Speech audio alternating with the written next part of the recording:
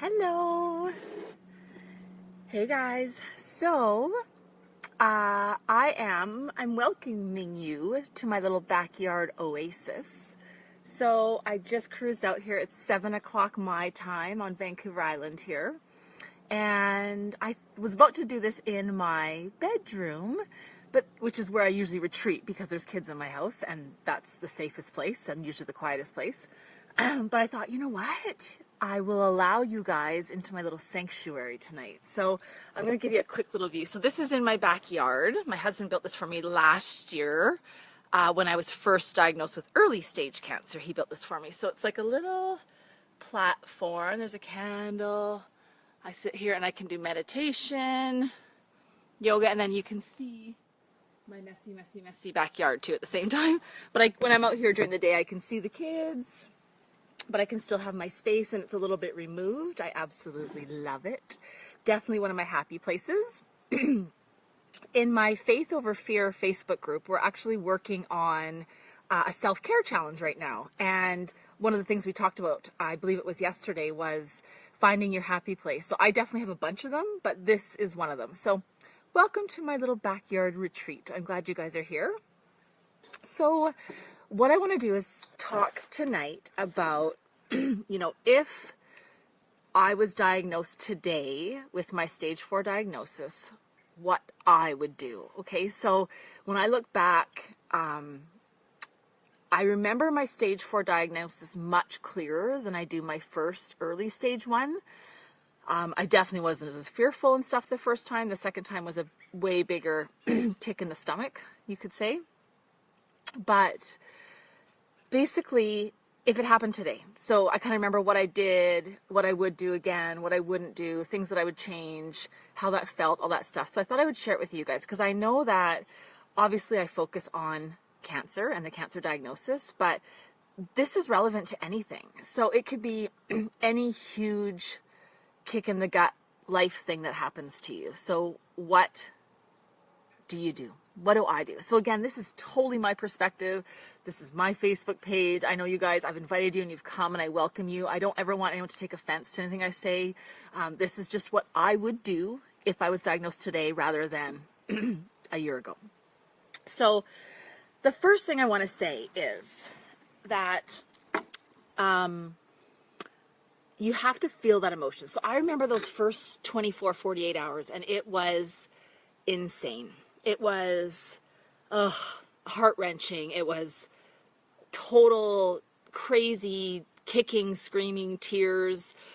This is unfair. It's all those things, right? So the first thing I would do and the first thing I would advise for you to do is feel that. You have to feel that emotion. You have to feel that energy because I'm going to get to this a little later, but a whole reason often why people get sick and create disease is because they don't actually deal with their emotions, right? So I want you to feel that. I want you to kick and scream and say, this sucks and this isn't fair and, all that stuff and the worst case scenarios that run through your head in that first bit and all that. You need to feel that. But what I don't want you to do is stay there. So you can't stay in that place. You can feel that and process that and take what you can from that, and those will come back. Those horrible, awful, crazy, unfair, fearful emotions will be back again. So expect that, but just don't stay there. So what you need to do is learn how to breathe. Learn how to breathe in that moment. So it doesn't come as often anymore, but it certainly comes, the wave of fear that hits me when I think of the statistics around my cancer. So, the statistics, and again, we're going to talk more about this later, are very, very minimal. So my chances of living more than 5 years are slim to none. If I let myself go there, then it's scary and it's fearful, right? But if I can bring myself to a place to breathe and breathe in that moment and just be like, it's okay. Like, I'm not a statistic. That is not my journey. So now I do that, or I've learned that through different things. It can just be you stopping in the moment, taking a deep breath. That's all it can be. It can be you doing some yoga. It can be a meditation practice for you. It can be prayer for you. It can be whatever it is that makes you stop, reflect, and release, I think is a good word. And that's the hardest thing to do and the hardest thing to learn, because our mind wants to keep us in that place of fear. So it's very much a learned activity. So you need to do that often and mentally make that decision to come out of that place of fear and go into a beautiful place of faith. Something that I do, and I certainly, my business is wrapped around this, I add essential oils to that practice. And I mean, for me, it's night and day. I can stop and take a deep breath in the middle of the grocery store or wherever I am, and it helps massively. But if I stop and take a deep breath in the middle of the grocery store with an essential oil that's going to support what I'm going through at that time.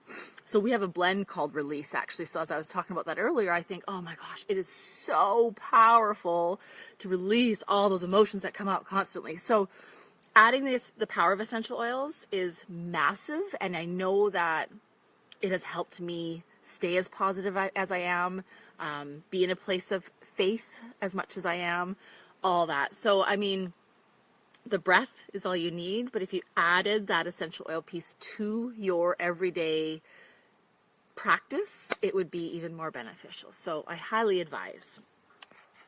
The next thing I would do, I have like 10 steps here. So that step 1 was feeling the emotions. Step 2 was don't forget to breathe. Okay.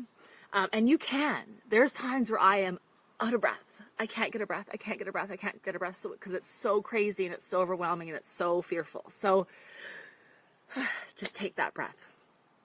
Now, the next thing I want you to do is talk. Talk to your spouse, your parents, your friends, your family. You have to link arms with people on this journey. And again, this can be any major life happening. So I always speak to cancer, to the disease, but it can be anything. You need to have people in your life that you can talk to. It helps you and it helps them. And I think this was one of my hardest things to learn in the beginning, because I didn't want to burden them. I didn't want to scare them. I didn't want my fears to be projected on them. So I kept a lot of things to myself. I still do in a lot of cases, I think. So it's still, again, something that I'm working on and learning. But for them to be able to hear what's going on in your mind, for you to like release and let go of some of those things that are going on in your head, and they can kind of talk you through that. Bring in those trusted people in your life. So that's might not be everybody, but I did write in my notes that, or you tell the whole world like I did. So, you know, everyone's different. Some people want to keep it just with their immediate family and the people that are closest to them, and that's awesome. I felt huge support from people online and people I didn't even really know that well, but of course my immediate friends and family as well. But there was so much power in me sharing my story and the reaction that I got from that I've continued to do that. And this is now almost 2 years later, and I now have a massive community of prayers and support that, you know, are always there for me, which is really cool. But not everyone does that. So find what works for you. Whatever process of communication works for you, then do that.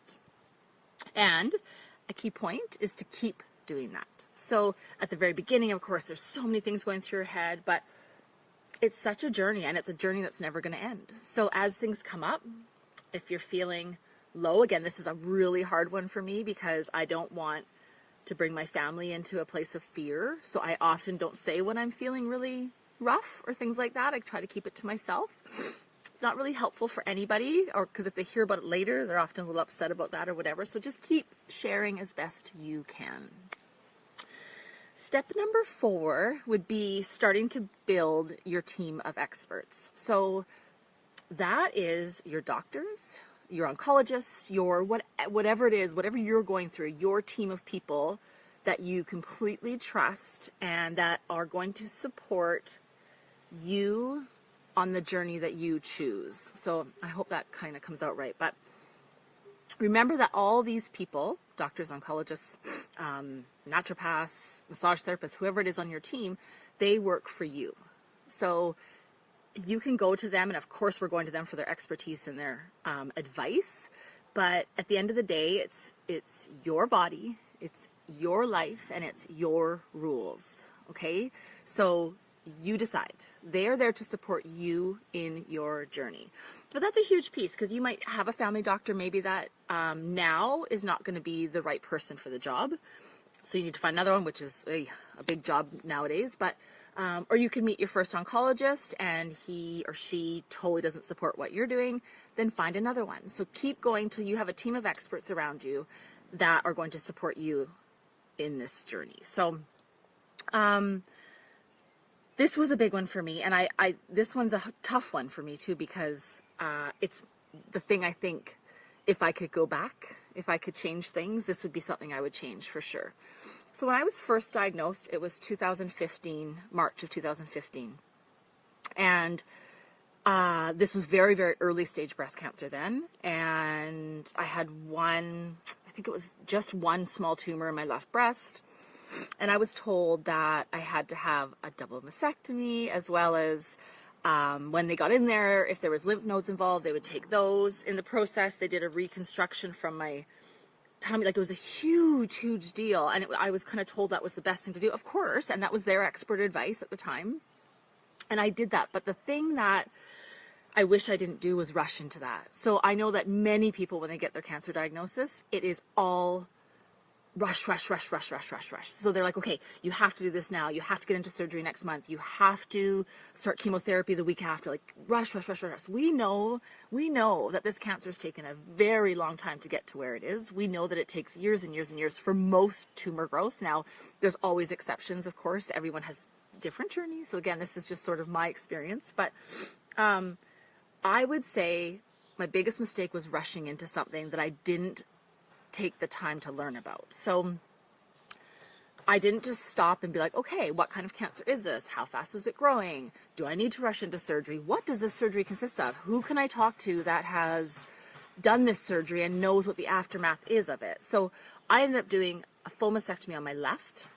They did take quite a few lymph nodes, and they did do reconstruction from my tummy. And basically, I still to this day have no feeling in my left side of my body or my tummy. So I didn't know, like, that again, it wasn't brought up to me how severe and how much the aftermath would be for me. So I have little usage of my left arm. Like, those are big things when you're a mom and you're busy and things like that. I wish I had asked more questions. So if I was diagnosed today, I would take a step back. I would breathe. I would build my team, and I would ask questions and make sure it's on my time frame. Because in most cases, there's no rush. Like, you can take easily 30 days to just educate yourself and make sure that the decisions you're making are the right decisions for you. Okay? So slow down, and don't get caught up in the craziness of it. It's just, you need to make sure that these are lifelong decisions. So you want to make sure that they're right for you. So the next thing I did was I basically decided I'm going back to school. I'm going back to school to learn about my disease. I'm going back to school to learn about all the alternative things that are out there. I'm going to ask questions and things like that. So I did a little bit of this after my first diagnosis, but I think I took a lot for granted that it was early stage and that it would just sort of fix itself without a lot of lifestyle changes. After my stage 4 diagnosis, I certainly have taken it more seriously, and everything I do is to save my life. And a lot of what I do is constant learning. I never stop learning. If I have a few minutes at the end of the day, I will go online and see what's new and what's going on in the alternative world, and what new things are people doing and trying that's working.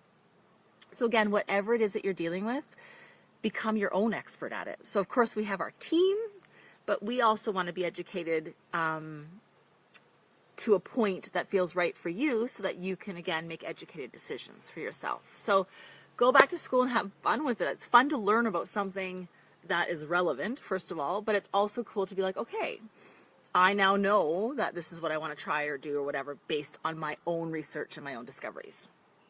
So something that I decided from the very beginning was that I would not be a statistic. So when the doctors first talk to you, they throw a ton of statistics at you, and they're not generally good, because, you know, without sounding like a conspiracy theorist, which I might be sort of, but not an extreme, the cancer industry is just that. It's a profit-driven industry, right? So Statistics are based on people that have fully engaged in their process, first of all.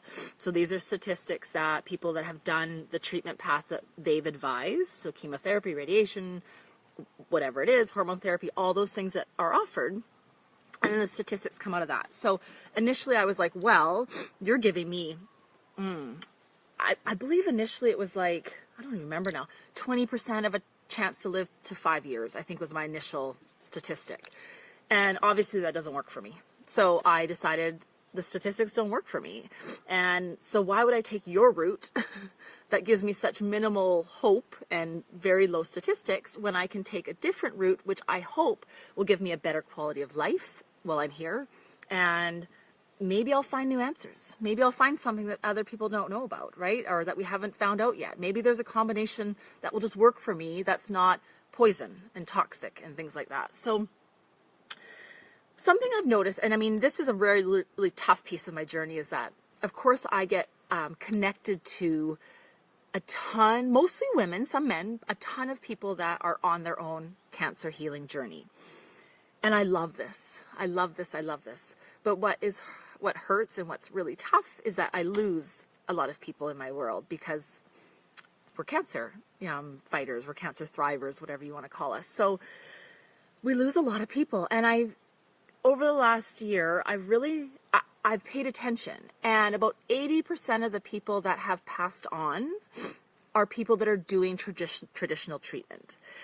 There's certainly people that do what I'm doing or some form of, and they've not made it as well, but most of the people are doing what the doctors are advising, and they're not getting out in the end. So I think you gotta kind of just look at it too. And there's a lot of, medical journals and things that state the actual numbers, how much chemotherapy is helping people and how much it's not, those real numbers. So I just decided I was not going to be a statistic. I'm going to take my own path, follow my own path, do my own thing, and it's just what works for me. Okay. So that's not to say that if it feels right in your heart that chemotherapy and the traditional way to do things is absolutely right for you, then I 100% support you. And I do this always when people message me. I just say it's not for me, but that does not mean I don't support you fully in whatever your choices are. So, and I hope in turn that they support me in my choices. So now here's a tough one, ladies. We need to ask for help when we need it. It is my hardest lesson. It is, I don't know if it's ever something that will be easy. As women, as mothers, we're the helper. We're not the one that asks for help. We don't say, oh my gosh, this is too much for me. I'm overwhelmed and I need help. We don't say that. But let me tell you, you have to for so many reasons. When you are fighting any disease or fighting anything emotionally in your life, like this could be a divorce. This could be a breakup of a friendship. It could be a loss of a child. It can be so many things. And in that moment, you need to ask for help for you to get through this. You have to. People want to help you too. So it's also very healing for those around you when you say, hey, can you make me a dinner? I need help, or I need help maintaining the house. There's been days where I am so exhausted that honestly getting up in the morning and getting the kids to school seems like climbing a mountain. Like it is so daunting. So if I couldn't call my mother and say, Ma, can you come help pick up my kids, take them to school? That would be a very tough go. So I think it's a lesson you need to learn. And ideally, girls, this is a lesson you want to learn before you really need it. So don't wait till you're exhausted and depleted and sick to say, this is too much for me. I need help. I need help. We have spouses, we have children that can help us. We have friends that will always help. We have, and if you don't have that around you, there is support systems like hiring a housekeeper maybe a little bit to help, or there's now really great meal services, whatever it is that will take some things off your plate so that you can thrive. That's what you need to do. Okay. And the big thing too is I always think about like, what am I doing and how is it affecting those around me? Or I try to think that. And, people are always, what can I do? What can I do? What can I do? Give them something to do. Give them a little something to do. Maybe it's helping clean up your yard. Maybe it's just picking up your kids or taking your kids for a play date. Let them help. It helps them because they feel like they're supporting you, which they are. And it helps you, obviously, by lightening your workload. So, okay, we've done 8 steps. I'm going to fly through them at the end again, just so you guys kind of know, but you can always revisit this video. Number 9 is finding your purpose, passion, or the lesson that's in this situation. So, again, tough one. So, I believe with my whole heart that I was diagnosed with this disease because I have lessons to learn. And I now believe, that if this didn't happen, I think I would have lived a life of less value. Okay, so maybe I'll have less years here because of this, but they're going to be years full of value and gratitude and hopefully abundance, and hopefully I can give back to those around me before my time comes.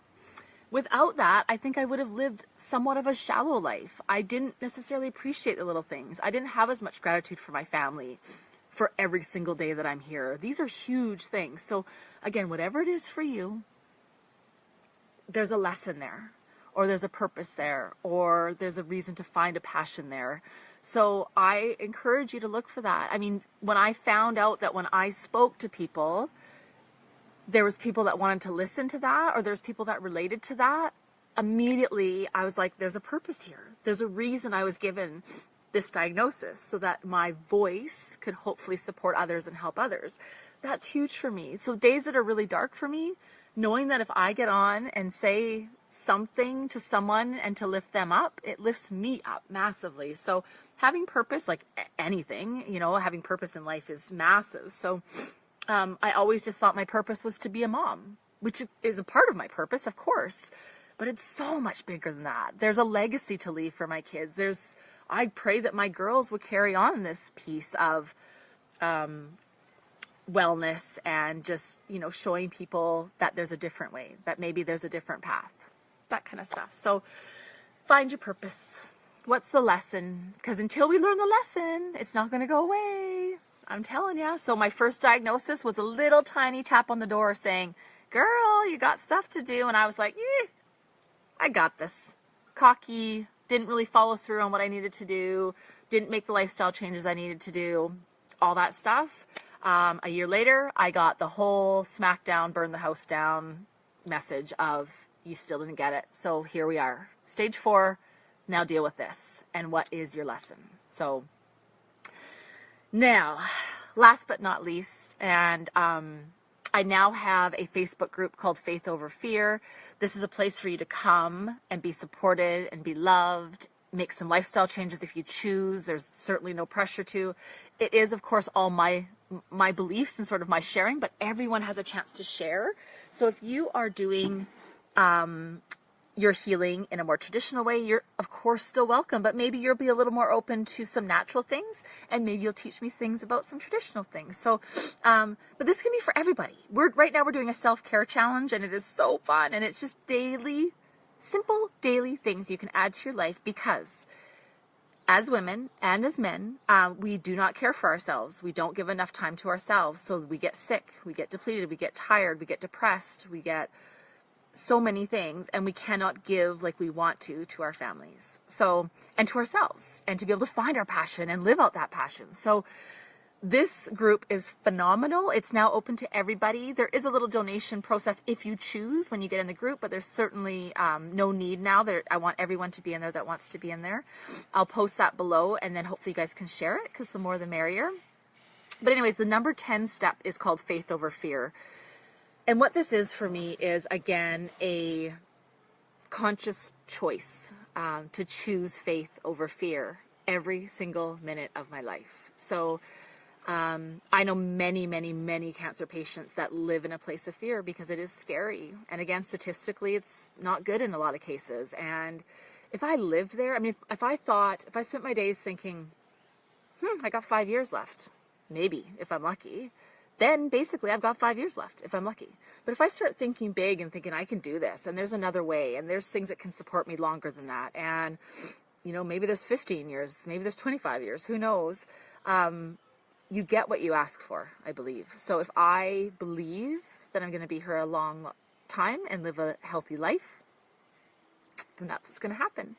So pray, trust, find a higher power that you connect with, okay? And everyone is different, and I respect everybody's choice in this completely. So if that is God for you, phenomenal. If that is the universe for you, that's great. If that is just someone that's passed on, like grandma, or someone that you just talked to that gives you faith and makes you feel supported, then that's what you do.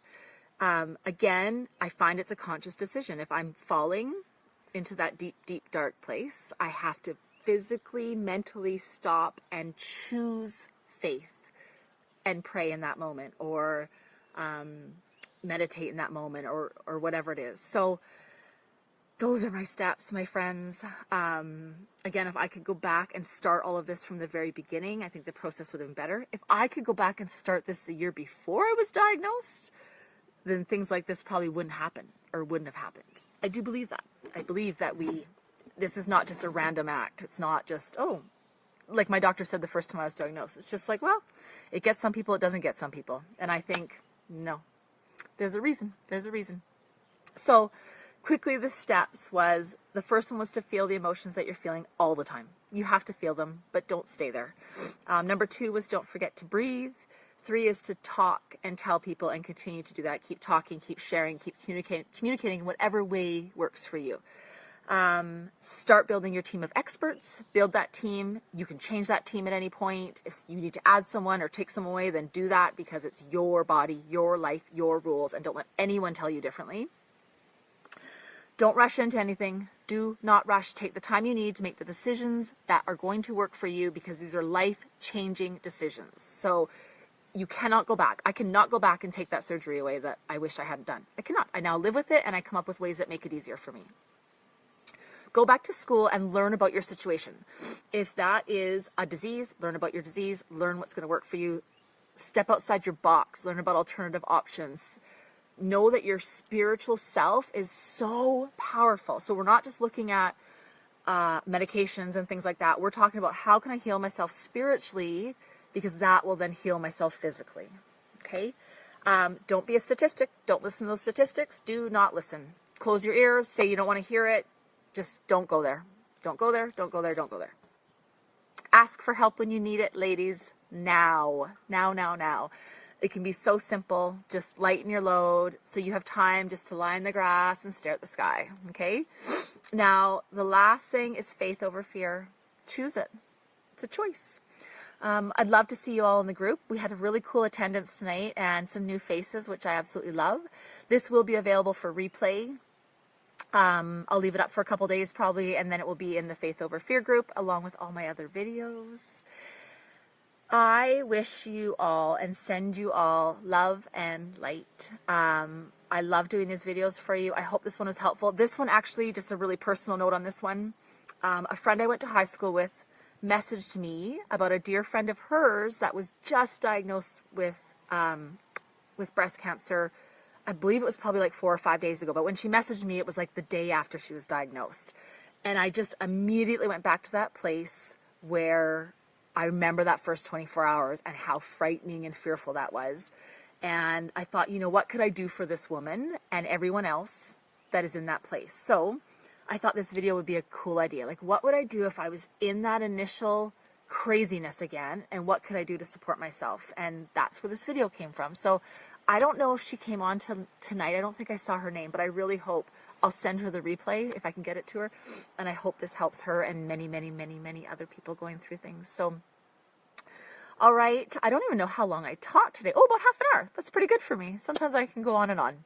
So I'll cut it here. Half an hour is a really good number. Please listen to the replay. Please share this with anyone you think that it might benefit. I love you all, and I'll talk to you soon.